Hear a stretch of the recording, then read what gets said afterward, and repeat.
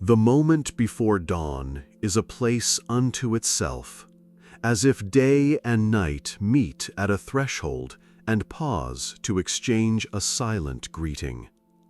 Here, in this quiet nook of rural Edo-Period Japan, time stretches and lingers.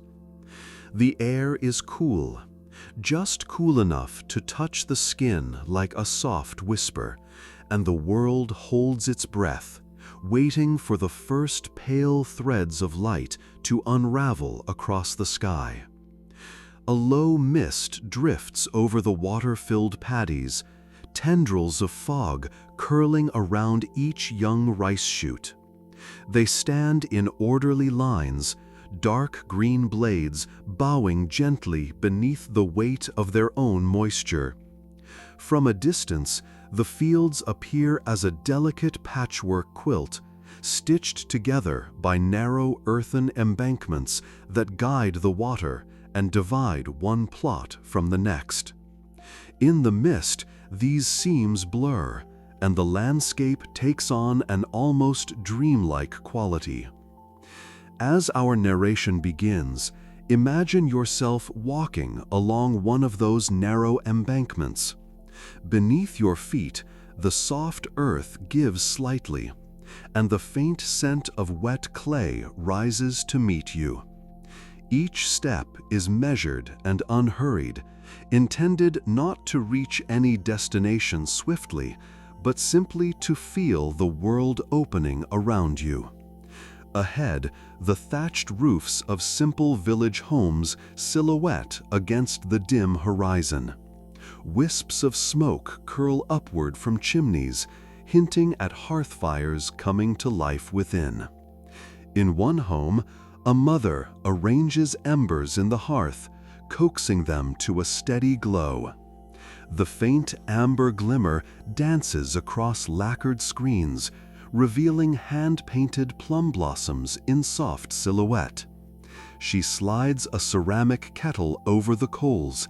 The metal sighs as it warms, and pale tendrils of steam rise in a slow ballet.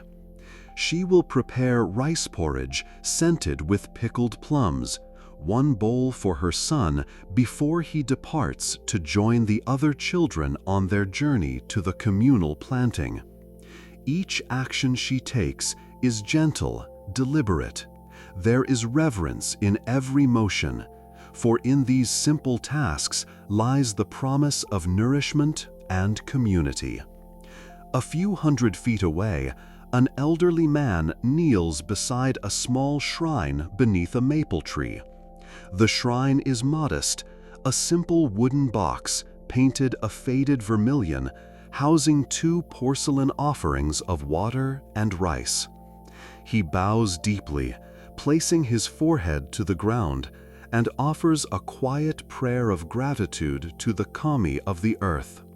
His voice is soft, almost inaudible, yet carries an unwavering sincerity. The maple's branches shiver with the breeze, and a single leaf drifts down to rest upon the shrine's lid, like a gift from the spirit world. Above him, the sky begins to lighten in silvery hues. Pale lavender dissolves into rose, then into a faint gold along the eastern ridge. A solitary heron calls from the marsh beyond, a slow, resonant cry that echoes across the fields. In response, the world stirs. A rooster's soft crow reverberates through the village, then a second and a third. But even these awakenings are hushed, as though each creature, each person, is mindful not to break the spell of the early hours. You pause at the edge of the fields, your reflection mirrored in the still water, and consider the ritual that will begin here in a few more moments. Today is the day the planting season truly commences. Throughout the village, families will gather, farmers will kneel, and together they will trace patterns into the mud, setting the pace for the year's growth. But for now, before the first foot enters the water, there is still this fragile interlude of calm. Breathe in slowly. Feel the cool mist settle on your lashes. Notice the gentle rustle as a breeze dances through the nearby bamboo grove, its hollow stems humming in response. Even the insects seem to hold their breath. No cicadas yet, only the occasional chirp of a cricket. The natural world here moves in layers of sound, each one softer than the last, weaving a lullaby of near silence.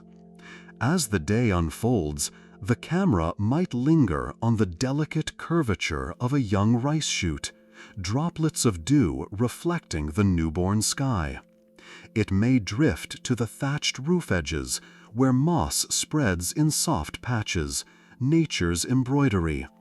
Or it may ascend slowly in a quiet, unhurried crane shot, revealing the village cradled between emerald fields and wooded hills.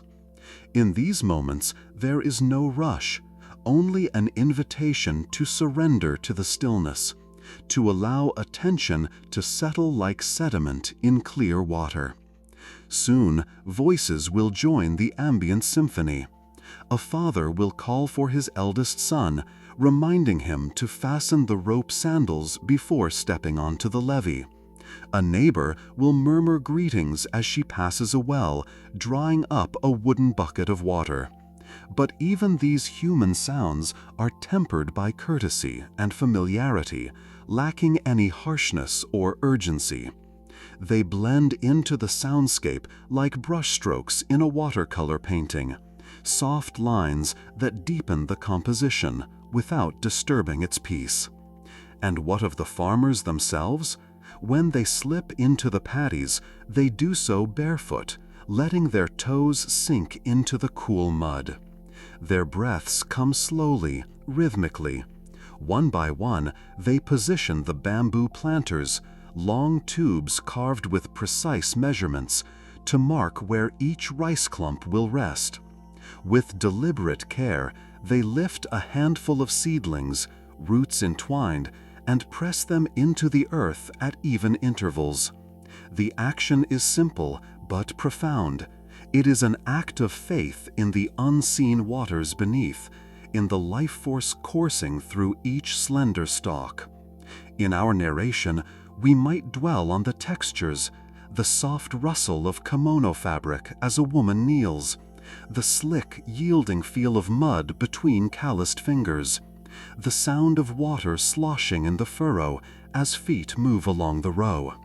We might pause to reflect on the history of these fields, how this very patch of land has been cared for by generations, how the patterns traced today echo those made centuries ago.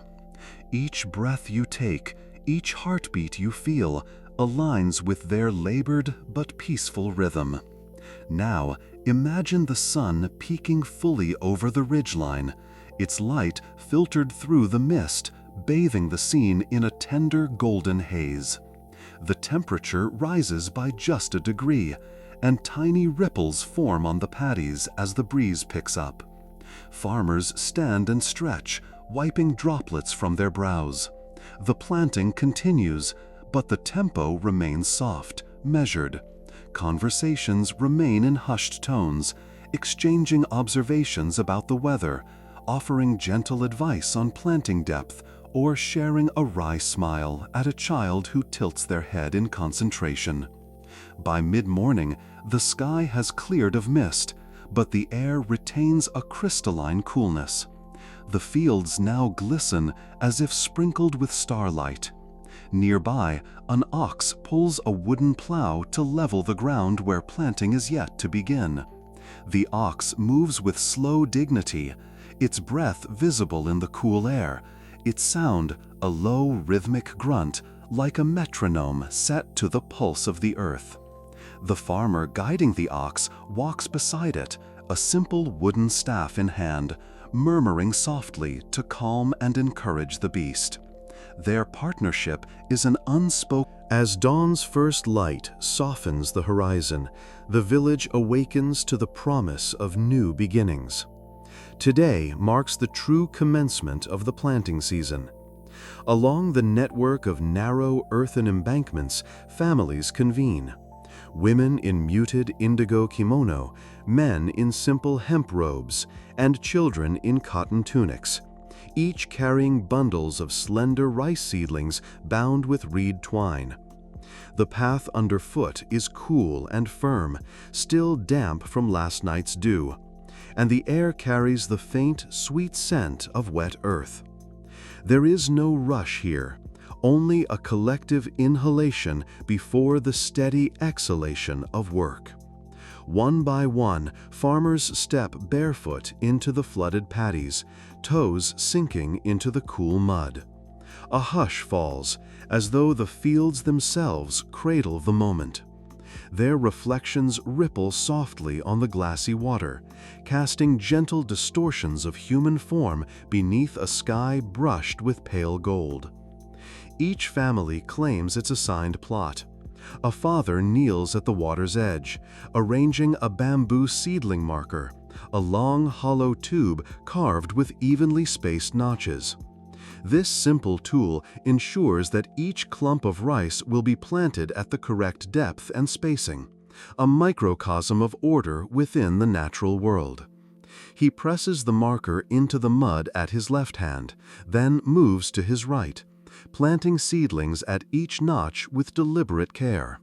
His wife settles beside him, her movements fluid and unhurried, transferring seedlings from a woven basket into her waiting hands. Children watch closely, learning the rhythms that have guided generations. One small boy giggles as he lifts a fistful of seedlings too eagerly, causing a cluster to break apart. His mother smiles, fingers brushing gently through the water to gather stray shoots, guiding him to press them into place. In this lesson there is patience, an unspoken teaching that growth requires time, attention, and a gentle touch. With each clump pressed into the mud, the farmers murmur small offerings. May the rain fall softly, or may the sun warm our fields without burning. These whispered prayers float across the water, carried on the breath of morning. The act of planting becomes a sacred ritual, a bridge between human hope and the land's silent generosity. As the sun inches upward, shafts of light pierce the lingering mist, illuminating the fields in a tender glow. The water shimmers like spun silver, and each planted row gleams in perfect symmetry. In the distance, a heron steps gracefully between the stalks, its long legs creating tiny eddies as it searches for small fish and insects. The farmer pauses, watching the bird's measured gait, and for a moment human and heron share the same quiet purpose within the living tapestry of the paddies. Time flows slowly here. The camera might linger on the intricate details, the way droplets cling to the bamboo marker, the gentle clasp of a woman's hand as she presses seedlings, or the subtle arch of a child's brow in concentration. A soft musical underscore, perhaps a shakuhachi flute playing a single sustained note, washes over these scenes, reinforcing the sense of meditative calm. Mid-morning brings a brief respite. Families rise from their knees, stretching stiff backs and flexing toes that have grown accustomed to the cool mud. A communal lunch follows, beneath a grove of cherry trees just beyond the fields.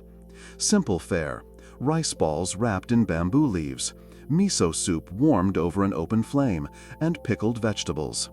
The elders pour flat tea into small wooden cups, passing them around with quiet bows of gratitude.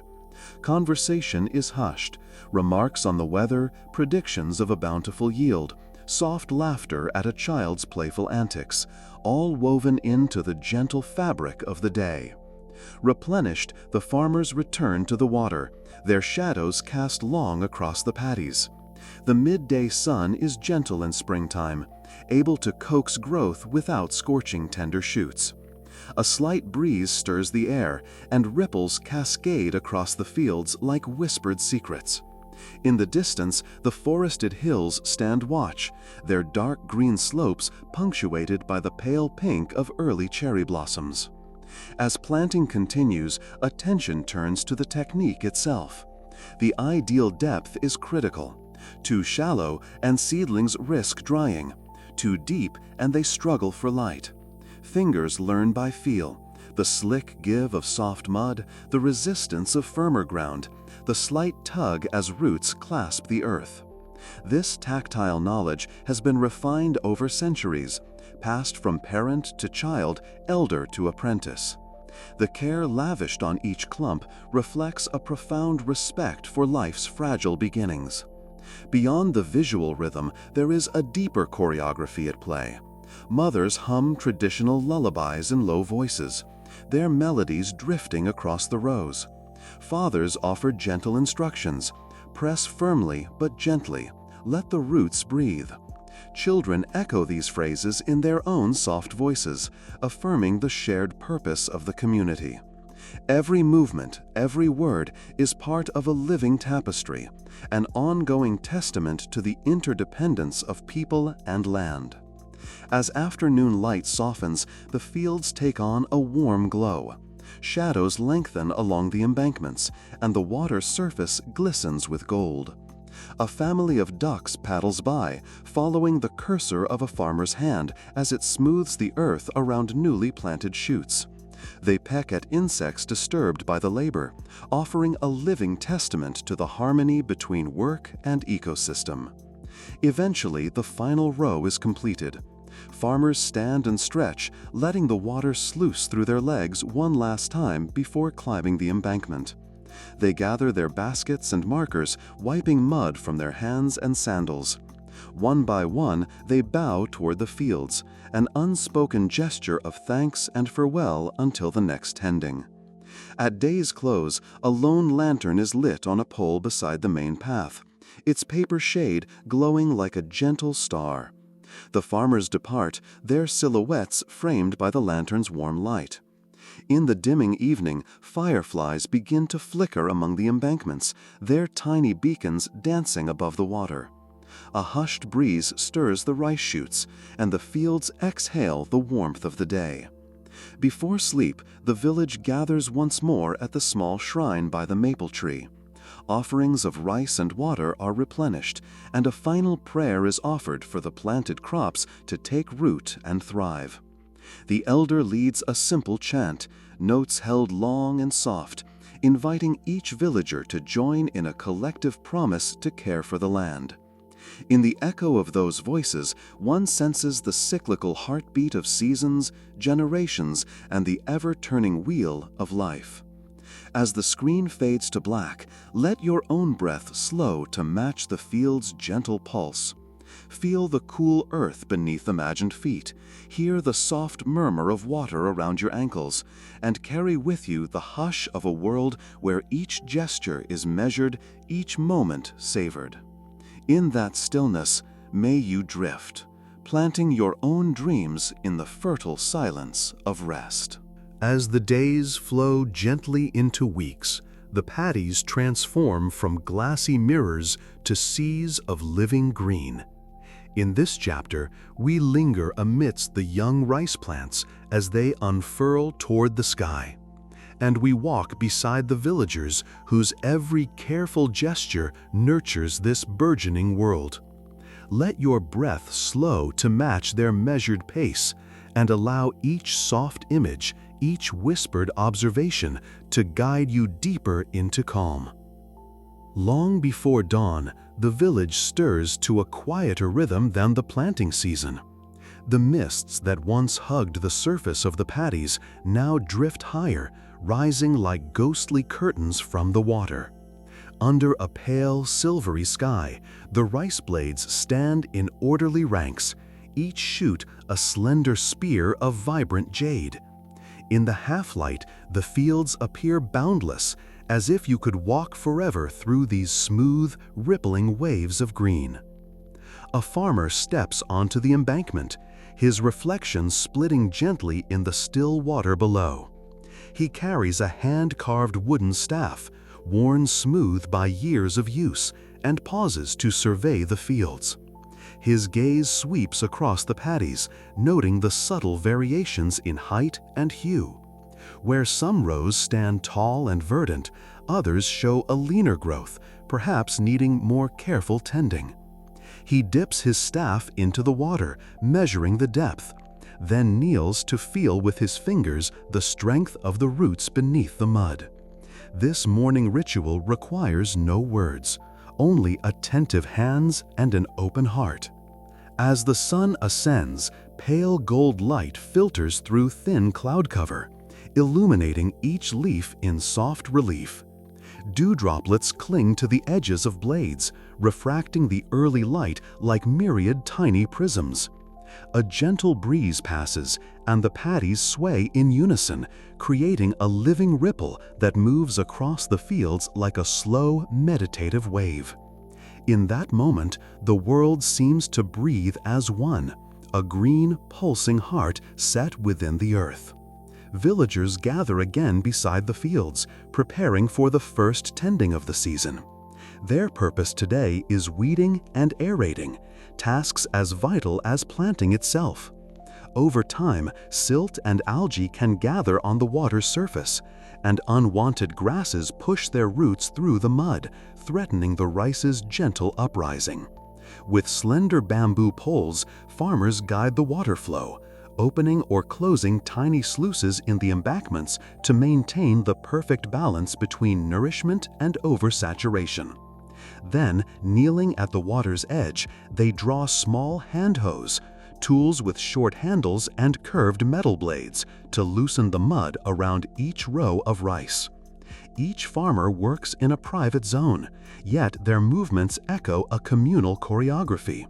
One stands to open a sluice gate, her kimono sleeves brushing the wood, while another inspects the lifted mud for pockets of debris. Children, now more confident in their task, mimic the adult motions, hoeing a shallow furrow here, pulling a stubborn sprig of grass there. Their laughter is soft, respectful of the morning hush, and it drifts like a gentle chime across the expanse of water.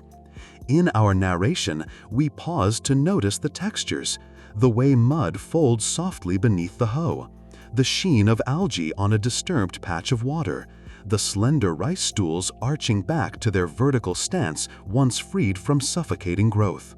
We dwell on the quiet sounds, the soft scrape of metal on clay, the slow drip as water cascades back into the paddy, and the distant coo of a mourning dove perched in a nearby plum tree. By mid-morning, the work zone shifts to inspection. Farmers rise from their crouch and walk the embankments in slow circles, scanning the fields like artists contemplating their canvas.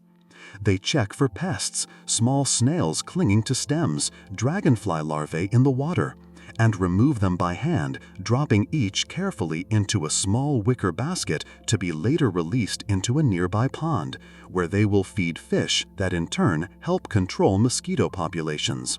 This time-honored method exemplifies the interdependence at the heart of Edo agronomy, each creature, each plant serving a role in a vast living network. At the edge of one plot, an elderly woman tenderly holds a small clay vessel filled with fermented plant broth, a natural fertilizer. With slow precision, she pours a fine stream around the base of each row, ensuring that the nutrients reach the roots without disturbing the water's clarity.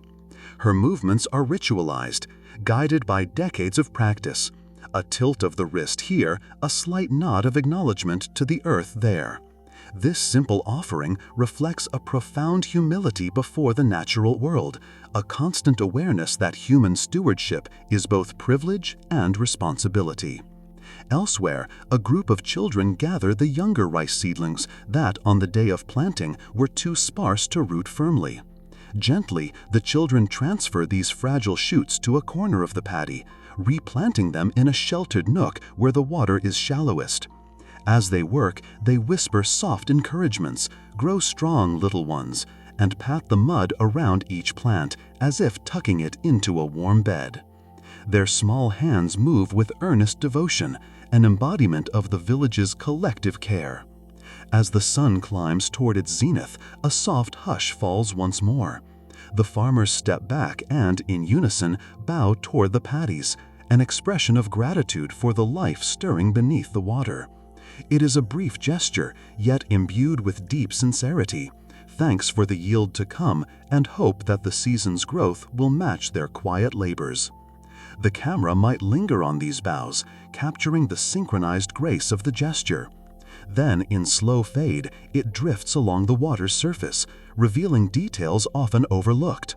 A ladybug traversing a rice blade, its red shell gleaming against the green. Delicate spirals of algae forming miniature whirlpools around a submerged pebble. The occasional ripple where a fish breaks the surface in search of food. In the lull that follows, we hear the soft melody of the shakuhachi once more, this time entwined with the gentle pluck of a koto string. The music does not push or drive, but simply rests along the visuals, like a companion to the eye, supporting, not distracting. As you listen, you may notice your own breathing deepening, your thoughts settling, your awareness expanding to include the subtle communion between human and environment. By afternoon, the day's heat mellows into a warm, inviting glow.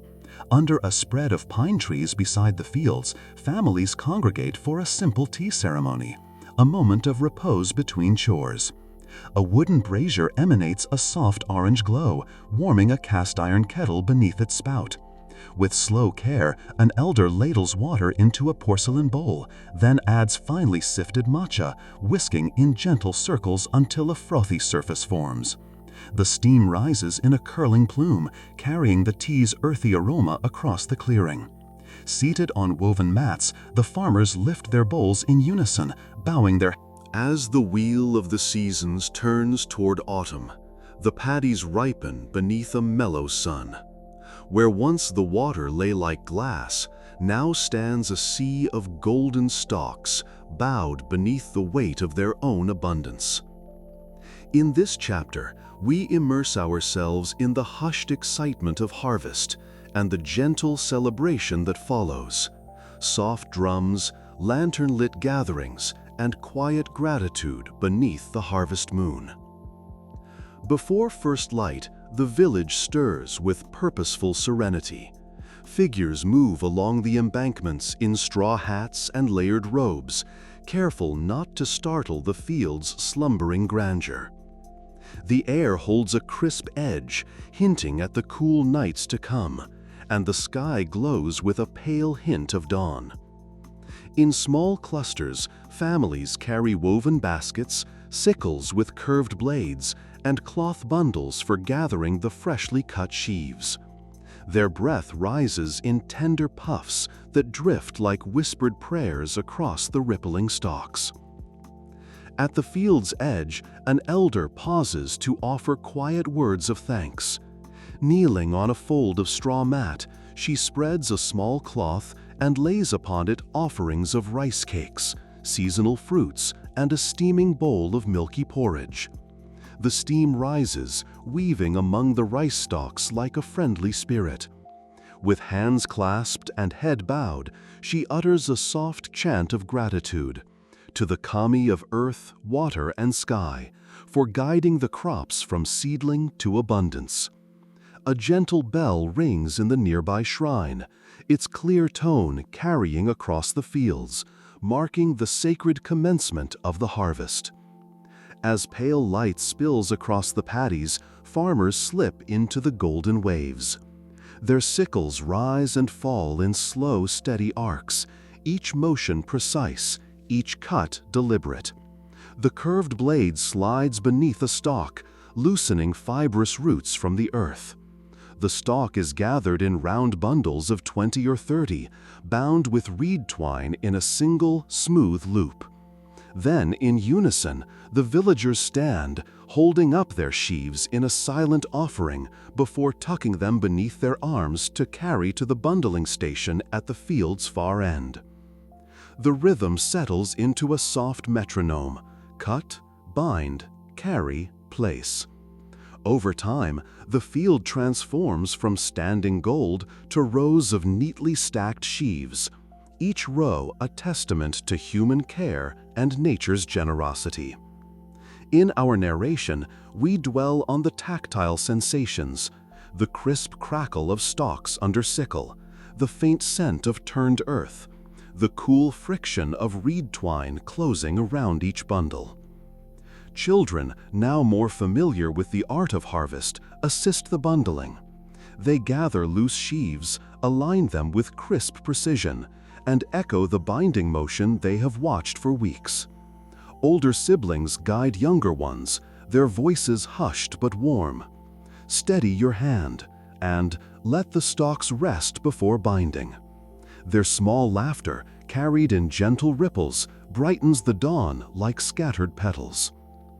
As the morning sun ascends, the workers pause for a communal tea break beneath the shade of a great ginkgo tree standing sentinel at the field's border. The leaves have begun to golden, forming a natural canopy that filters sunlight into petals of luminescent yellow.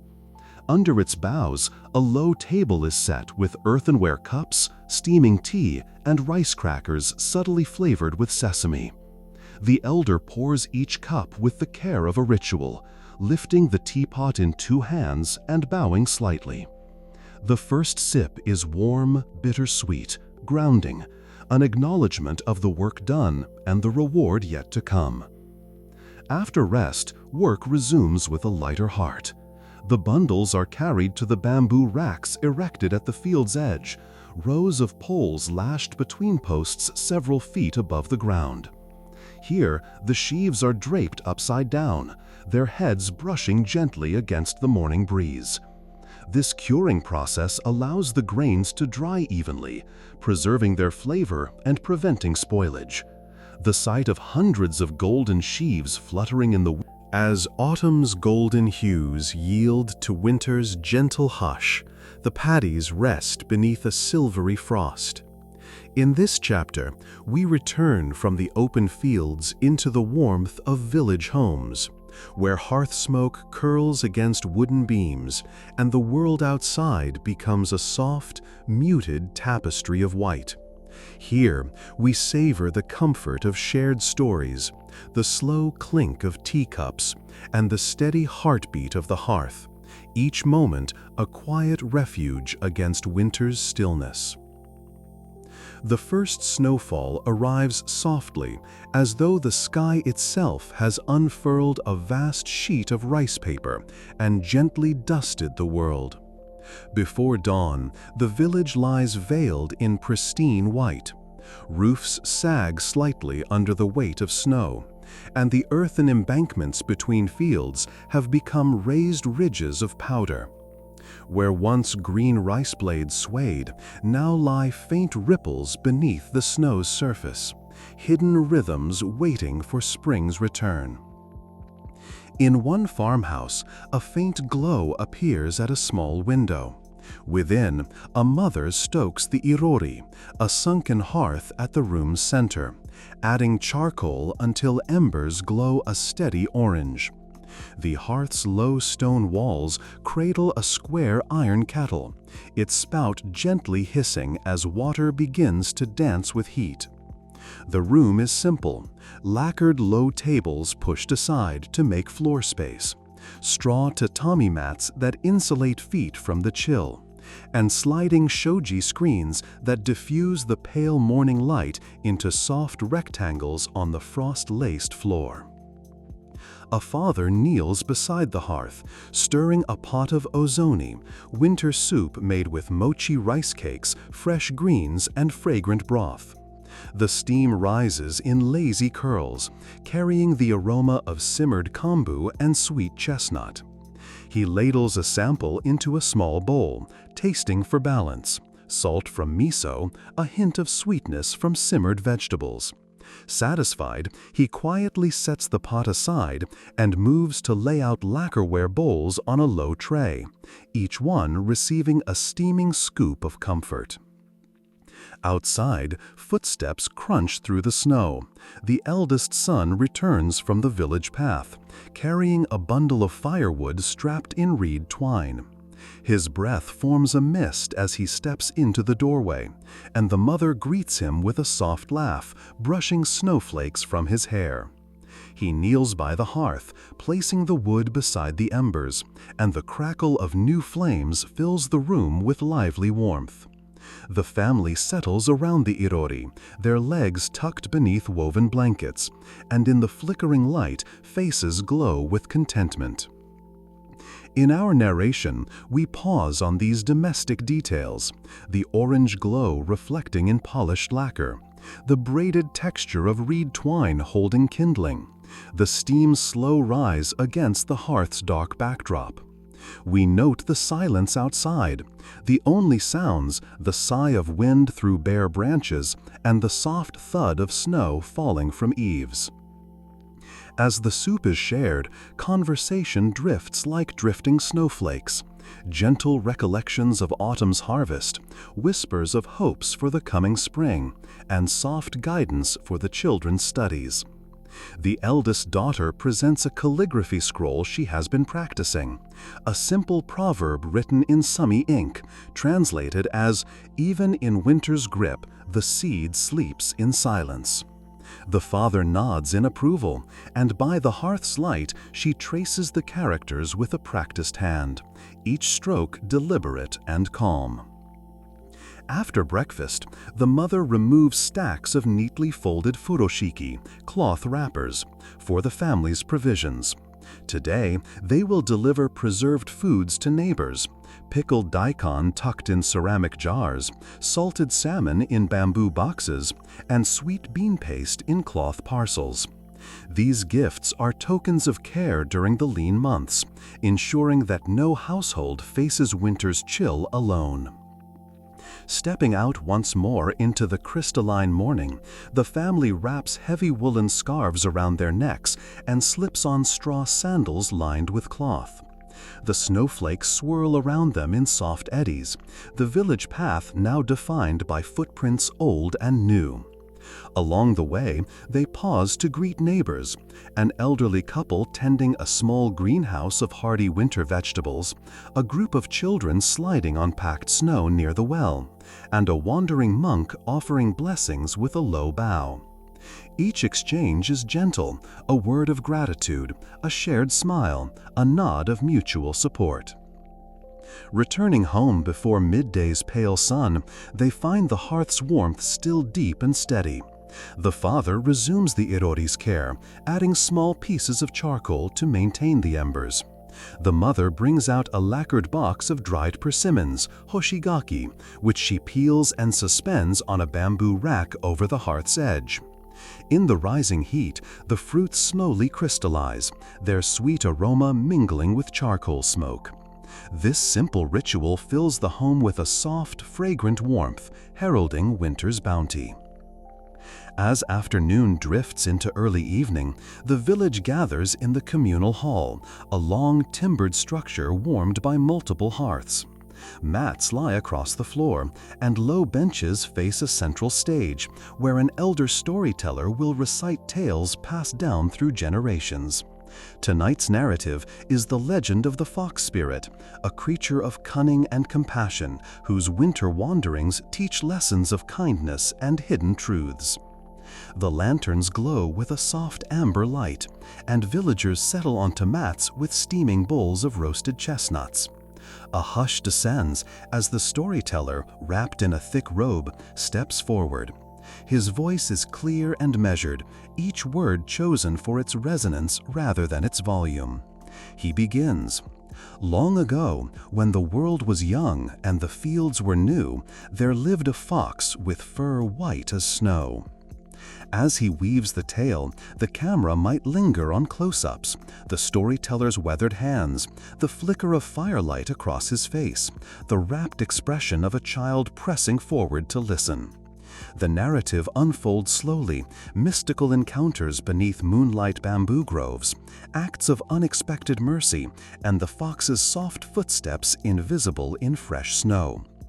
Each segment is underscored by the delicate plucking of a biwa lute, its single strings carrying a plaintive echo that mirrors the winter's stillness. Between story passages, villagers share hushed commentary, observations on their own lives, reflections on the tale's moral, or quiet laughter at a fox's playful trick. In this shared space, time feels elastic. The outside world recedes, and within the hall's timbered walls, warmth and community become the focal point of existence. When the tale concludes, the storyteller bows deeply, and the hall erupts in gentle applause, hands cupped to soften the sound. The elder then invites attendees to share their own memories, perhaps a childhood winter spent learning to ice skate on a frozen pond, or the first time they tasted freshly roasted chestnuts. These recollections ripple through the group, weaving a new layer of living memory into the old legend. Later, as night deepens, families embark on the final leg of their homeward journey. Lanterns flicker along snow-draped eaves, casting dancing shadows on white walls. The children trot ahead, their laughter a soft echo, while parents follow behind, carrying the leftover firewood and empty tea bowls. The path back is gentle and sure, each step guided by the lantern light and the promise of a warm hearth. Upon reaching home, the family gathers once more around the irori. The father warms his hands by the embers, the mother arranges the day's final tea, and the children settle in with woolen blankets. Together, they partake in a simple nightcap, thick, sweet amazake served lukewarm in porcelain cups. The taste is a balm, warm rice wine whose mild sweetness soothes the chill from bones and hearts alike. As the final embers glow low, the mother takes up a small wooden board and inkstones, inviting her children to practice haiku, three-line poems reflecting winter's beauty. By lantern light, they compose lines such as, "Snow drifts on old roofs, shadows dance in lantern glow, hearth warms silent hearts." Each poem is read softly, met with appreciative nods and gentle smiles.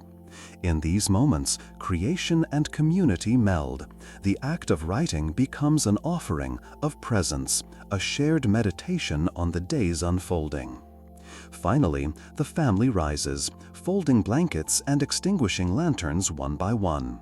The irori's embers are covered with ash, preserving the hearth's warmth for the dawn. Doors are closed softly, and the sliding screens are drawn to seal the room against winter's cold. In the silence that follows, you may imagine the hearth's glow fading, the snow settling into silence, and the village breathing as one under a blanket of stars. Let your own heartbeat soften in rhythm with this winter night. Allow thoughts to drift like snowflakes, each unique, each delicate, until they settle into the When late winter's grip begins to loosen, the village greets a quieter dawn than planting's first bustle. Yet beneath the pale light, the land stirs with subtle signals of renewal. Thin ribbons of ice recede from the paddies, sap rises in the maples, and the air carries a faint warmth that promises life. In this chapter, we trace the thaw's gentle arc, from the melting snows to the soft hum of village preparations, as human hands ready the fields for another year's cycle. As first light touches the horizon, footprints track a solitary figure along the embankments. The farmer carries a long wooden pole tipped with iron, a paddy probe to test the thaw's progress. He pauses at each notch, pushing the pole through a thin crust of ice and into the tepid water below. Where last week the probe returned coated in frost, today it emerges bare, yielding freely to his touch. A soft exhalation rises from his chest, as though the land's return to fluid life brings him relief as well. Alongside the fields, the water channels gurgle once more. Villagers gather early to inspect the sluices, clearing debris carried by winter's melt. Their breath fogs in the cool air as they lift stones and reeds, allowing the water to flow unimpeded. Each sluice must be calibrated, neither too full, which drowns new seedlings, nor too low, which starves them. The water's song here is unhurried, a gentle cascade over mossy stones, a measured drip at each sluice gate. It forms a background lullaby for the awakening land. Nearby, children emerge in woolen caps and padded jackets, wide-eyed at the thawing ice. They skitter across the thawing embankments, their straw sandals exchanged for wooden clogs lined with straw. A young girl pauses to catch a melting icicle, watching droplets form and fall in a steady rhythm. In her hand, the icicle glistens like a fragile prism, nature's promise of water for the coming sowing. In each household, preparations follow in quiet tandem. Mats are rolled up and aired beside hearth smoke. Tools once stowed for winter are brought forth, cleaned and oiled. A blacksmith's hammer rings softly on metal as sickles and hoes are sharpened to a keen edge. The rhythmic tapping echoes through the village courtyard, a metronome signaling readiness.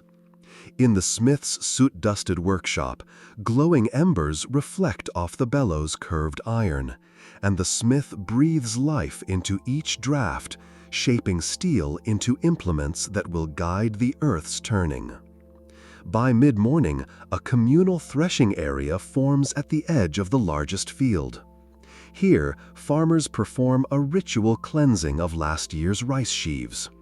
They bind a single stalk bundle, then pass it through smoking incense lines to purify it for the coming cycle. The fragrant smoke curls around the sheaves, carrying prayers of thanks for last autumn's bounty and requests for gentle skies ahead. As each bundle passes through the incense, villagers bow, not out of obligation, but from heartfelt reverence for the land's steadfast generosity. In our narration, we dwell on these sensory moments: the iron probe's cool touch, the sluice water's steady murmur, the sharp tang of coal smoke in the smithy, and the sweet scent of burning cedar incense. Each detail invites calm attention, guiding mind and body into the land's slow rhythm of revival. As afternoon light softens, the community converges at the small shrine by the maple grove for the Hatsuuma ceremony, marking the day when the kami of agriculture first awakens. Beneath budding branches, a simple altar appears. Fresh spring greens, round rice cakes dusted with kanako, and a slender branch of flowering plum. The village elder, clad in indigo robes, leads the ceremony in measured tones, a chant that rises and falls like the wind through young leaves. Hands clasped, the villagers offer silent vows: to tend the fields with humility, to honor the balance of water and earth, and to respect all life that threads through the paddies. In reciprocity, they sprinkle a handful of rice seeds onto the altar, symbolically returning the year's first grains to the kami. The seeds glint pale and hopeful in the soft light, a reminder that each harvest begins in an act of trust. Afterward, the feast of spring unfolds under the budding grove. Low tables bear young bamboo shoots simmered in dashi broth, charcoal-grilled mackerel, and small bowls of umeboshi, pickled plums whose tartness awakens the palate.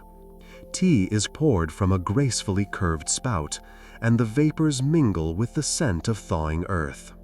Conversation is gentle, observations on the season's progress, children's laughter as they chase petals, and elders' quiet smiles as they watch the land's slow transformation.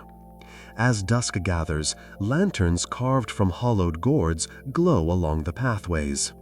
Their golden light flickers against moss-covered stones and reveals water droplets clinging to early shoots. The village drifts home in pairs and trios, boots leaving soft impressions in muddy earth. Above, the sky deepens to violet, and the first stars appear, pinpricks of light that mirror the twinkling lanterns below.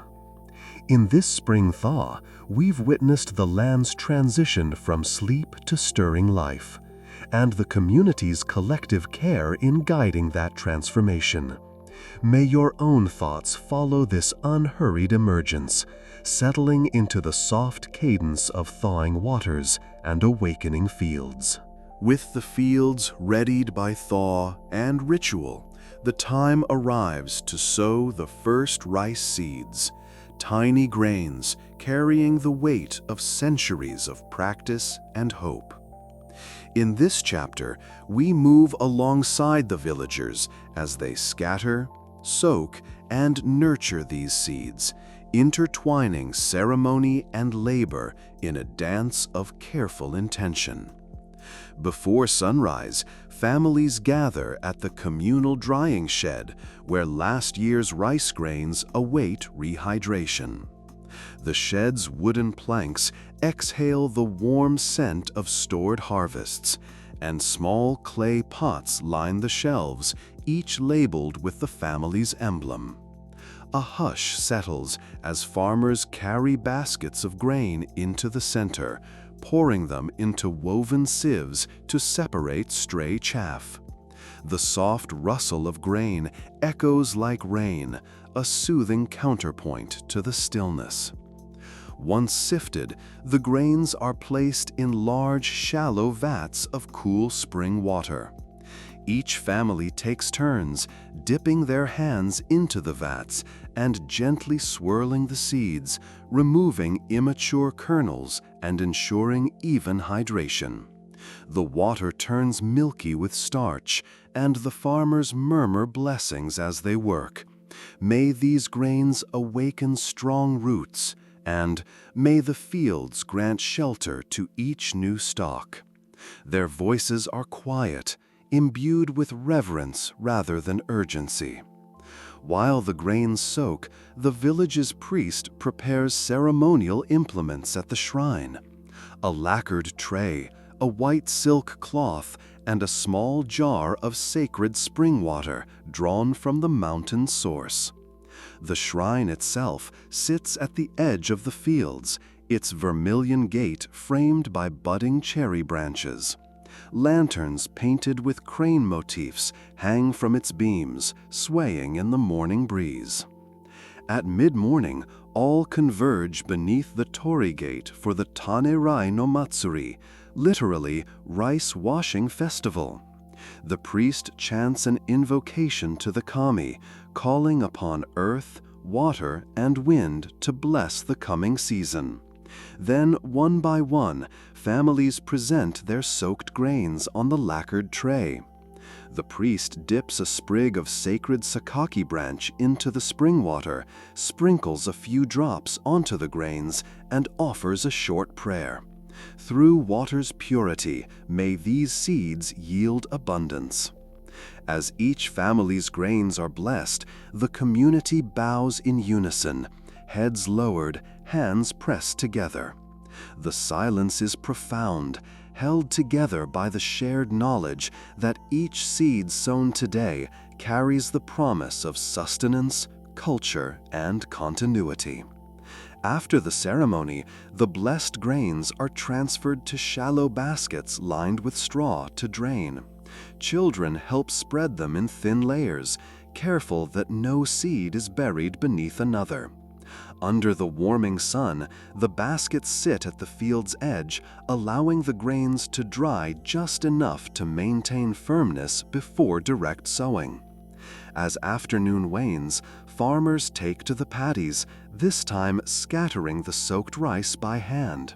Their motions are sweeping yet gentle, a handful of grains flung in graceful arcs, each seed falling to touch water and mud in perfect communion. The process transforms the fields into a canvas of tiny pale specks against emerald undertones, seeds drifting down like soft petals on a breeze. In our narration, we emphasize the intimacy of sowing, The cool splash of water as grains land, the sun's warmth on farmers' shoulders, the delicate plop of a kernel sinking into its watery cradle. The rhythm is repeated row by row, a meditative loop that lulls both laborer and viewer into reflective stillness. When sowing concludes, the newly seeded fields bear a gentle sheen, like freshly painted silk. To honor this moment, the village holds a small tea gathering at the shrine steps. Low stools surround a wooden platform where tea is served in earthy bowls, each inscribed with a single character: seed, water, growth, or harvest. As villagers sip, they exchange soft words of encouragement for the plants to take root and flourish. In late evening's glow, paper lanterns guide families back through the fields. The newly sown paddies mirror the lantern light, tiny dots of reflection dancing across the water's surface. The night air is crisp, carrying the scent of mud and new beginnings. In the quiet, one might hear the faintest whisper of the seeds settling, as if the earth itself inhales them into its depths. When the heat of midsummer settles over the village, the days feel long and languid. Yet, as dusk approaches, the world stirs with a subtle brilliance. In this chapter, we follow the villagers from paddy edges to shaded groves, tending to the young rice and gathering to watch the fireflies' gentle dance. Let your senses soften as we move from the water-washed fields into the glowing twilight, where each tiny light becomes a quiet promise of nature's wonder. Late afternoon, farmers inspecting water levels one last time before sunset. The summer sun beats gently on wide straw hats, and beaded sweat collects along necklines. Using slender bamboo ladles, they skim surface algae from irrigation channels, ensuring clear flow to the paddies below. Where once the first seedlings were sown, now stalks stand waist-high, their verdant arms rustling softly in the warm breeze. Farmers kneel at the embankments, running fingers along the blades, checking for signs of pests or fungal spots, removing any errant grass to give the rice room to breathe. Children, now adept at planting rituals, turn their attention to a new task: the firefly jars. Before long, small glass vessels are lined up on low planks near the stream's bank. With gentle hands, they collect handfuls of soft moss and moist leaves, creating a sheltered bed for the evening's guests. As the sun dips low, they tiptoe to the water's edge, cupping palms to capture the first fireflies, delicate lantern-bellied insects whose bioluminescence pulses with an otherworldly green glow. Each child holds a single firefly, marveling at its luminous heart, then releases it into the jar. In moments, dozens of tiny lights flicker within, like a miniature starlit sky. Meanwhile, families gather bamboo mats beneath the overhanging willows.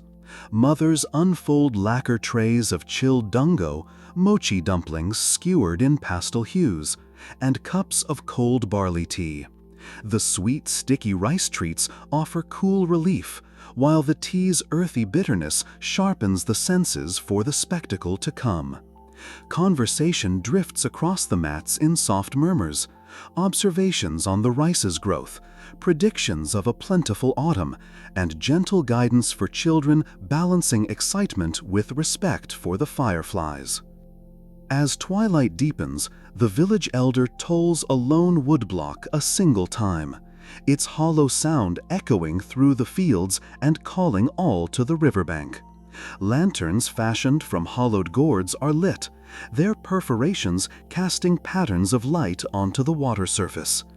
Under the willow's fringe, villagers stand, each holding a gourd lantern in one hand and a small bamboo fan in the other. The air is thick with the scent of summer grass and moss, punctuated by the cool whisper of water over stones.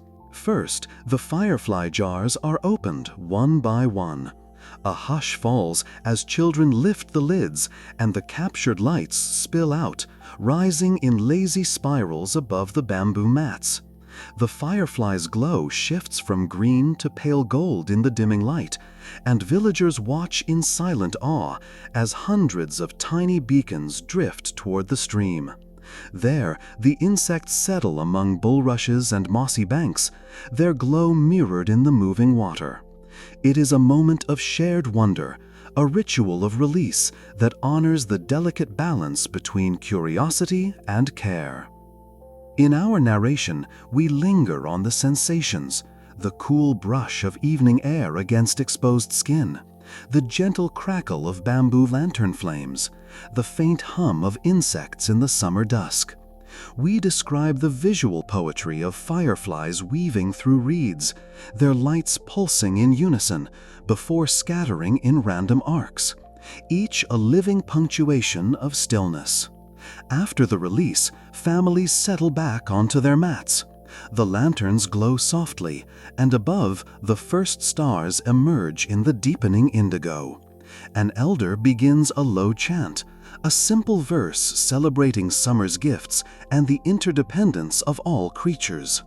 In river's hush and willow's shade, tiny lights in darkness played. May summer's breath and gentle glow guide our hearts wherever we go. The chant unfolds slowly, each line breathed into the night, then repeated by villagers in quiet chorus. The result is less a performance than a collective meditation, an acknowledgement that community extends beyond human bonds to include every living spark. Following the chant, children play a gentle version of kamishibai, picture story theater, using illustrated cards to tell a short tale of a firefly's journey, from egg beneath a leaf to adult flyer illuminating the night. The story's art is rendered in soft ink washes, images of leaves, water ripples, and glowing insect lanterns accentuating the narrative's serene pace. As the tale concludes, applause is replaced by respectful whispers, preserving the night's tranquil mood. When the firefly evening draws to a close, villagers extinguish the gourd lanterns one by one, watching each flame fade like a sigh.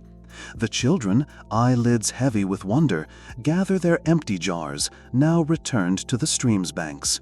Parents tuck them gently under their arms, promising to help clean and return each glass vessel by morning. Under a blanket of summer stars, families walk the embankments homeward, sandals soft against the cooled earth. The rice stalks, now silhouetted against the sky, stand tall as silent sentinels.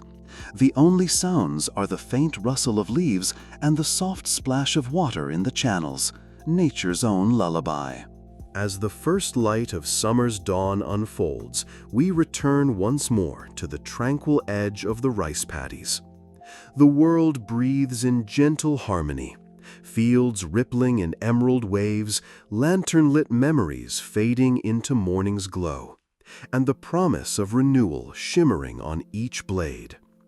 In this final passage, we pause to reflect on the cycle we have shared, drawing our journey to a close with soft gratitude and quiet hope.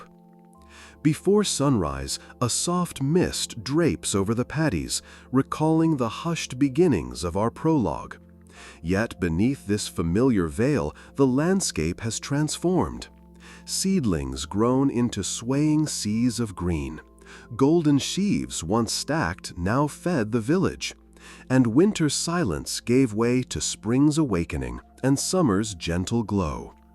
Each season has lent its unique breath to the land, moments of labor and ritual, stillness and celebration, interwoven into a tapestry of human care and natural rhythm. We stand again upon the narrow embankment, toes brushing the cool water, feeling the subtle pulse of life beneath. The air carries the faint scent of warm earth and distant flowers, and a single heron calls softly from the reeds. In this place, every sound is an invitation to listen, to slow, to be present. Take a breath and let the field's steady melody guide you inward. Recall the protracted hush before the first planting, when mist lay like prayer over newborn fields. Remember the deliberate planting of seedlings, each a tiny act of faith in tomorrow's harvest. Think back to the emerald growth, where hands tended new shoots with reverence, and the hush of mid-morning boughs echoed gratitude. Revisit the golden harvest, the soft throb of taiko drums, and the lantern-lit procession beneath the harvest moon.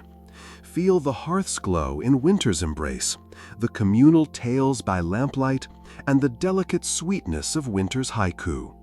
Witness the thaw's tender gesture, the blacksmith's hammer affirming readiness, and the hut's prayers weaving hopes into spring's unfolding. Embrace the scattering of blessed seeds, the sweeping arcs of sowing, and the quiet tea beneath the torii. And finally, delight in midsummer's firefly dance, tiny beacons of wonder released to the night, reminding us that even the smallest lights carry profound magic. In this cycle, there is no true beginning or end, only perpetual turning. Each act of care begets growth. Each moment of reflection seeds deeper understanding. The villagers' lives flow in gentle continuity with the land, tending, resting, celebrating, and renewing in an unbroken circle. Their rituals, simple yet profound, invite us to recognize our own rhythms, to honor the seasons within and around us. As you prepare to drift into rest, let the paddy's murmuring waters carry away lingering burdens. Allow the memory of warm hearths, shared meals, and evening lanterns to soothe your mind. Imagine the gentle pulse of a firefly's glow guiding you across summer fields, each flicker a heartbeat in the vast quiet of night. Feel the hush of fallen snow, the hush of waiting seeds, and the hush before dawn come together in a single soft exhalation. May this journey through Edo-Period Japan's everyday rhythms leave you buoyed by the land's steadfast generosity and the village's mindful devotion.